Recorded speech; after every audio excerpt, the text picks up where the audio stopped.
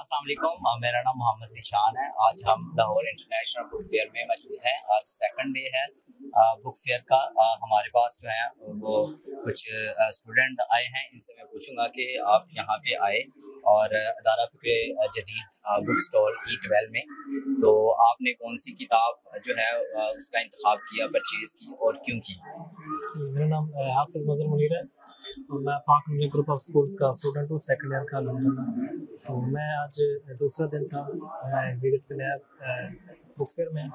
तो इस इदारा फ़िक्र जदीद में आया और यहाँ जो किताब मुझे बहुत ज़्यादा अच्छी लगी है मुताला कुरान के नजीतें, डॉक्टर रफ़ीउद्दीन साहब की। इसमें मैंने इसमें हाइडिंग्स भी देखी, इसमें फ़िक्रियात, जदीदियात, नफ्सियात पढ़ना बहुत ज़्यादा थी, तो ये मुझे बहुत ज़्यादा अच्छी लगी। तो इसको मैंने परचेज़ किया, इंशाल्लाह इसको सारा पढ़ूंगा।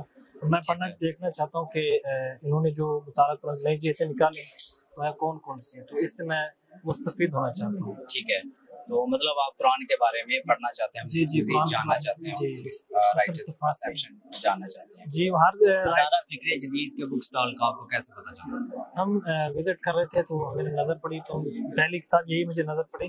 तो चूँकि हर राइटर के परसेप्शन होते हैं, तो ये जो रफ़ीउद्दीन साहब के हैं, तो ये मैं इनको पढ़ के देखना चाहता हूँ कि इनके कौन से परसेप्शन हैं। चलें, बहुत शुक्रिया आपका।